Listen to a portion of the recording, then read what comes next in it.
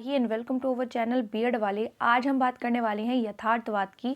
और ये यथार्थवाद टॉपिक भी उतना ही ज़्यादा इम्पॉर्टेंट है। देखिए, हर वीडियो में कहना मुझे अच्छा नहीं लगता, लेकिन आप लोग ये बात समझ लीजिए कि जितने भी वाद हैं, प्रकृतिवाद और प्रयोजनवाद बहुत ज़्यादा इम्पॉर्टेंट है।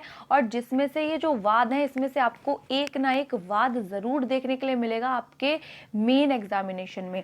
तो आज हम बात करने वाले, अगर आपने पहले वीडियोस को नहीं देखा है, आदर्शवाद, प्रकृतिवाद, प्रयोजनवाद, उन सभी को देख लीजिए। और आज हम बात करेंगे यथार्थवाद की। तो यथार्थवाद क्या है उसको जानेंगे, और ये बहुत ही आसान और सिंपल सा टॉपिक है। यथार्थवाद का अर्थ क्या है? तो यथार्थवाद शब्द अंग्रेजी के रियलिज्म, जिसमें शब्द का रूपांतर है, जो कि रियल शब्द ग्रीक भाषा के रेस से बना हुआ है, जिसका अर्थ होता है वस्तु। देखिए, जो रियलिस्टिक लोग हैं, जो कि मानते हैं कि वस्तु ही सब कुछ है। रियलिटी क्या है? जो चीज़ें आंखों से दिख रही हैं वही चीज़ यथार्थ है, रियल है।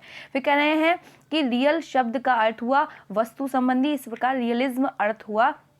यथार्थवाद वस्तु के अस्तित्व संबंधी विचारों के प्रति एक दृष्टिकोण रखता है, जिसके अनुसार संसार की सभी वस्तुएं क्या हैं? यथार्थ हैं, रियल हैं, जितनी भी चीज़ें दिख रही हैं। अभी हम उसमें अंतर भी जानेंगे। देखिए, जो आदर्शवाद था वो हमारा मन को बहुत ही ज़्यादा मन केंद्रित था। जो प्रकृतिवाद था प्रकृति केंद्रित था। जो हमारा प्रयोजनवाद था वो मानव केंद्रित था। यहाँ पे रियल वस्तुओं की बात हो रही है, यानी संसार की जितनी भी वस्तुएं हैं उसकी बात हो रही है। अभी हम अंतर भी जानेंगे, जिससे कि आप लोगों में कोई कंफ्यूजन ना रहे।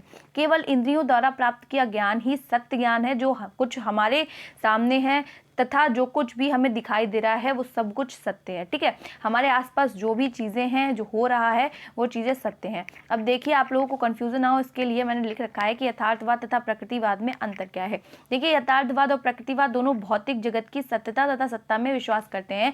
प्रकृतिवाद भी प्रकृति को ही इंपॉर्टेंस देता है, यथार्थवाद भी इंपॉर्टेंस देता है। इन दोनों में अंतर क्या है वो जानिए कि भौतिक जगत तथा पदार्थवाद की सत्यता पर अधिक बल देते हुए केवल पदार्थ को ही सब कुछ मानता है प्रकृतिवाद। जो भी है पदार्थ है, लेकिन वो भौतिकवाद की जो सत्यता है उसको मानता है, पदार्थ की सत्यता को मानता है। जबकि जो यथार्थवाद है वो कहता है कि केवल पदार्थ के केवल अस्तित्व को ही स्वीकार करता है, कि जो एक्टिविटी करके, जिन चीज़ों को एक्सपीरियंस करके बच्चा क्या करे, देख सके, छू सके, चीज़ें दिखाई दे सके, वही चीज़ें क्या हैं? यथार्थ हैं। अब देखिए, यथार्थवाद तथा प्रयोजनवाद में अंतर क्या है? तो यथार्थवाद और प्रयोजनवाद दोनों अनुभव पर बल देते हैं। अंतर: यथार्थवाद परंपरा तथा तथ्यों में विश्वास करता है, इसमें वस्तु के साथ ही यथार्थ ज्ञान स्पष्ट हो जाता है। इसके विपरीत प्रयोजनवाद प्रगतिशील है तथा इसमें वस्तु स्थिति का ज्ञान क्रिया के द्वारा होता है। यथार्थवादी क्या कहेंगे कि वस्तु के साथ ही यथार्थ ज्ञान इस को बताता है, जबकि जो हमारा प्रयोजनवाद है वो प्रगतिशील है। यानी प्रयोजनवाद कहता है क्रिया करके जब हम किसी चीज़ को जानेंगे तब जाके हमें वो यथार्थ ज्ञान यानी ज्ञान की प्राप्ति होगी। ठीक है, इतना जाना। अब हम लोग देखें तो यथार्थवाद के जो समर्थक हैं वो कौन है? पहले हैं इरेस्मस हैं, रेबले हैं, मिल्टन हैं, जॉन लॉक हैं, बेकन हैं, कॉमिनियस हैं और माउंटेन हैं। उसके बाद हम लोग जाने तो यथार्थवाद की कुछ परिभाषाएं हैं। यथार्थवाद की परिभाषाएं क्या हैं? तो स्वामी राम तीर्थ हैं, जिन्होंने कहा है कि यथार्थवाद का अर्थ उस विश्वास तथा सिद्धांत से है जो संसार को वैसा ही मानता है जैसा हमें दिखाई देता है, अर्थात संसार एक प्रपंच मात्र है।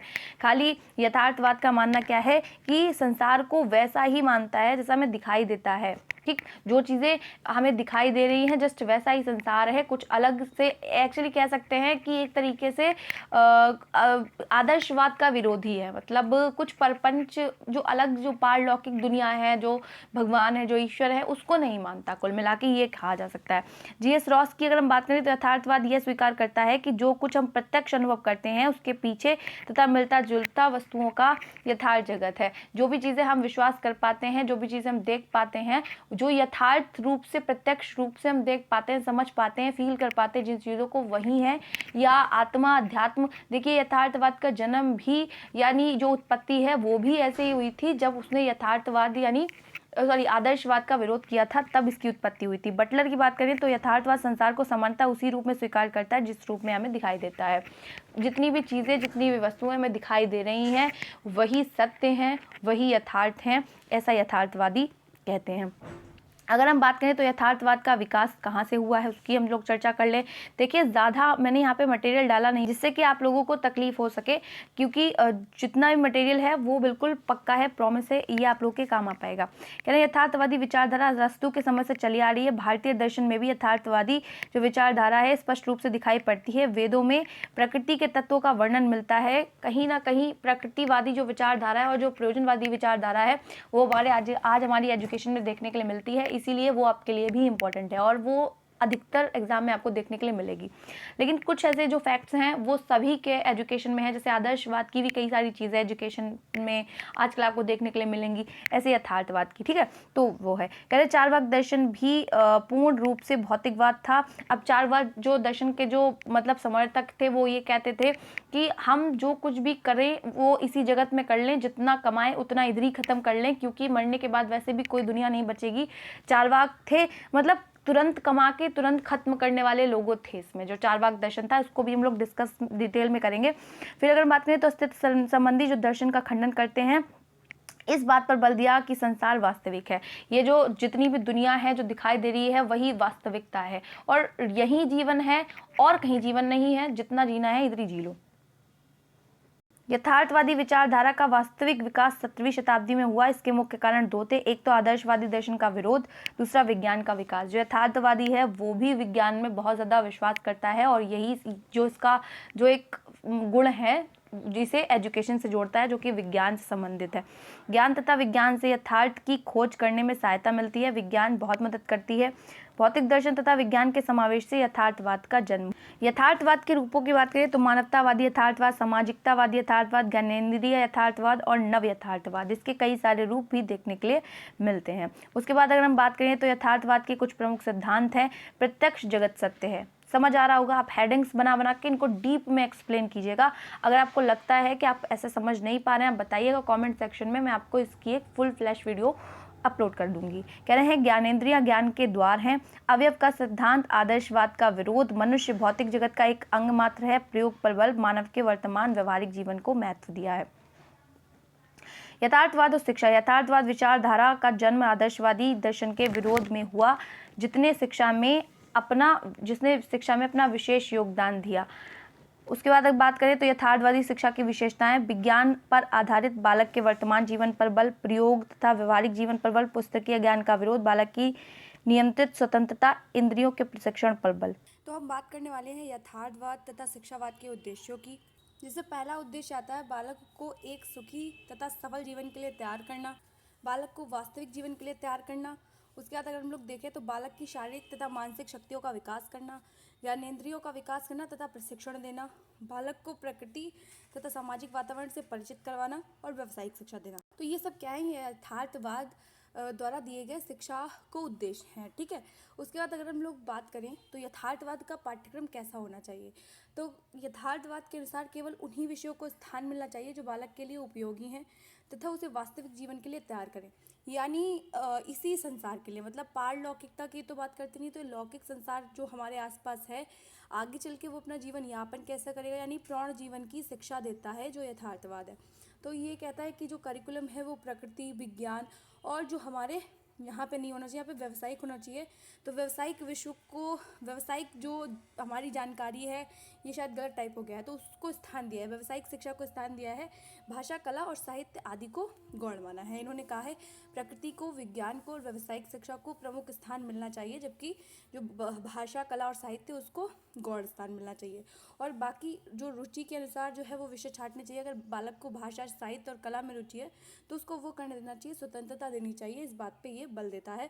और पाठ्यक्रम में मातृभाषा को और उद्योग की जो शिक्षा है, जो विज्ञान की शिक्षा है, उसको विशेष महत्व मिलना चाहिए, ऐसा यथार्थवाद का मानना है। यथार्थवाद तथा शिक्षण पद्धतियों की बात करें तो ये कहता है कि शिक्षण पद्धतियाँ कैसी होनी चाहिए।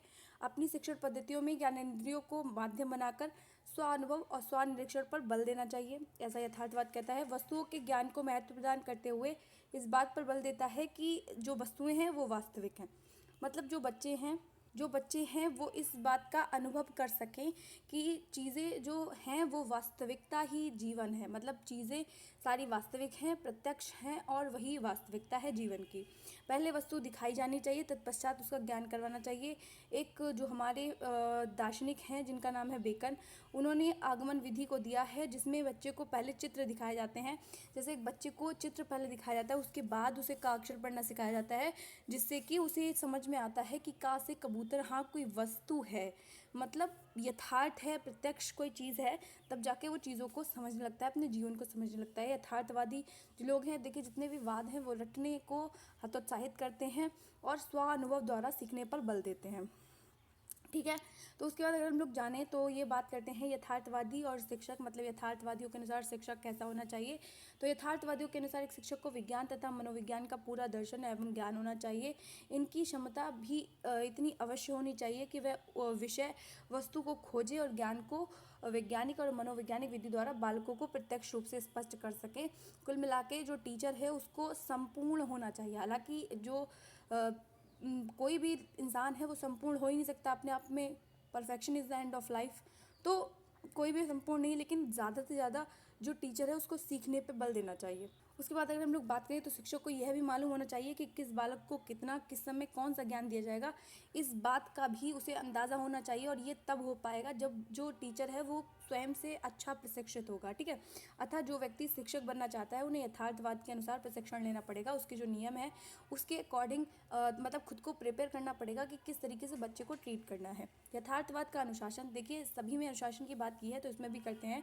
जो यथार्थवाद है सभी रटने को हतोत्साहित करेंगे, सभी जो शारीरिक दंड है या फिर मानसिकता पे ज़्यादा प्रेशर, मतलब बच्चे को प्रेशर नहीं देना है। कुल मिला के ये सब इस चीज़ को हतोत्साहित करते हैं कि बच्चे को किसी भी तरीके की समस्या ना हो।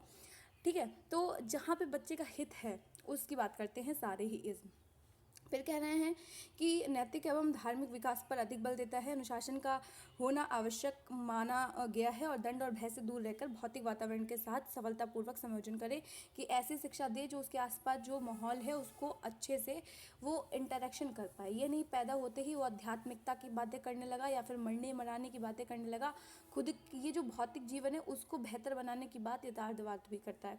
फिर कह रहे हैं उन्हें सहानुभूतिपूर्ण और प्रियता से सिखाया जाना चाहिए, कि उन्हें प्रेम और सद्भावना की भावना द्वारा उन्हें बताया जाना चाहिए कि ये संसार जो है वो एक तरीके से उनकी माता की तरह है ना, जो उन्हें पालन पोषण उनका कर रहा है। तो स्कूल माता की गोद के समान होना चाहिए, उसमें प्रेम तथा सहानुभूति और सुरक्षा का सागर होना चाहिए। उसमें अनकंफर्टेबल नहीं होना चाहिए, बच्चे को कंफर्टेबल फील करवाना है जिससे कि बच्चा अच्छा सीख सके और आगे जीवन के लिए। देखिए एक छोटी सी सामाजिकता वो विद्यालय में सीखता है तो तब वो जान पाता है कि आगे मेरे जीवन में क्या होने वाला है, वैसे ही वो विकसित होता है, आगे लोगों से बातचीत करने में या उसके व्यक्तित्व का पूर्ण विकास हो पाता है। तो बेहतर होगा कि विद्यालय में कक्ष में ऐसा वातावरण बन जाए जिससे कि बच्चा ये जान सके कि हमारा जो समाज है, जो सोसाइटी है, वो हमारा हित चाहती है, ना कि ऐसा डेवलप हो जाए कि उसको किसी से मिलना ही पसंद ना हो। ठीक है, तो उसको ऐसा एनवायरनमेंट दिया जाए और प्रत्येक बालक को किसी के साथ कोई विभिन्नता नहीं करनी है, उसे सभी को एक समान शिक्षा का मतलब एक समान समझना है, बल्कि उन्हें इक्विटी से देखना है, इक्विटी के नज़रिए से देखना है कि सबको उन्हीं के अकॉर्डिंग, उन्हीं के अनुसार शिक्षा देनी है जैसी उनकी ज़रूरत हो। ठीक है, उसके बाद अगर हम लोग बात करें तो यथार्थवाद के दोष क्या हैं। ये भौतिक जगत की यथार्थ सत्ता पर बल देता है, परंतु यह बात इन प्रश्नों का उत्तर देने में असमर्थ है। ये जो यथार्थवाद है वो उनसे अगर पूछा जाए कि भौतिक जगत के पीछे कोई और शक्ति नहीं है क्या, इस भौतिक जगत की मतलब सत्ता क्या है, सृष्टि की सीमा क्या है, विद्वानों का मत क्या है, भौतिक जगत की यथार्थता यदि स्वीकार कर भी ली जाए, परंतु जगत में सत्ता की इतनी को कैसे माना जा सकता है। कुल मिला के यथार्थवाद से अगर ये पूछा जाए कि एक्चुअली में ये सत्ता बनाई किसने है, मतलब ये जो भौतिकता है वो किसने बनाई है, तो शायद भौतिकवाद इस बात का जवाब नहीं दे पाएगा। दूसरा देखें तो यथार्थवाद के अनुसार ज्ञान विद्या ज्ञान के द्वारा हमें वस्तु के संपर्क में, मतलब अनुभव के द्वारा शिक्षा हमें जो ज्ञान प्राप्त होगा, परंतु यथार्थवादियों के पास इन प्रश्नों का उत्तर नहीं है, हमें भ्रम कैसे होता है तथा त्रुटिपूर्ण ज्ञान हमें कैसे प्राप्त होता है। ठीक है, तीसरा अगर हम देखें तो यथार्थवाद जीवन की यथार्थ आवश्यकता हो या भावनाओं को मान्यता प्रदान करता है। साथ ही कल्पना संवेग तथा स्थायी भाव को स्वीकार नहीं करता। यह विरोधाभास है। कल्पना संवेग तथा स्थायी भाव भी जो मानव जीवन की यथार्थता की आवश्यकता है। देखिए, इसके हम लोग गुणों की भी बात फटाफट से कर लेते हैं कि यथार्थवाद के गुण। यथार्थवाद ने इस बात पर बल दिया है कि शिक्षा व्यवहारिक होनी चाहिए। इस विचार के परिणाम स्वरूप अभी माने जाने लगा है कि जो शिक्षा है वो जो अव्यवहारिक शिक्षा है वो व्यर्थ है।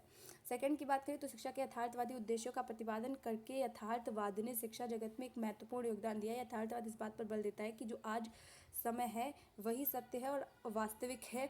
मानदंड जो पर आधारित होना चाहिए। यथार्थवादी शिक्षा के उद्देश्य अत्यंत महत्वपूर्ण है। तीसरा देखें तो यथार्थवाद के प्रभाव से पाठ्यक्रम में मनोवैज्ञानिक विषयों को महत्वपूर्ण और प्रमुख स्थान दिया जाने लगा है। आधुनिक युग में लोगों का यह विश्वास हो गया है कि बिना विज्ञान की शिक्षा के कोई देश भी उन्नति की जो शिखर है उस पर नहीं चढ़ सकता है। यानी यथार्थवाद विज्ञान को महत्व देता है और इसका जो विज्ञान जो पक्ष है वो शिक्षा में विशेष महत्व रखता है। ये जो वीडियो है वो मैंने बाद में ऐड की थी, मुझे तो थोड़ा सा काम था, बट मैंने सोचा यार डाल देती हूँ, थोड़ी सी आपकी काम आ जाएगी।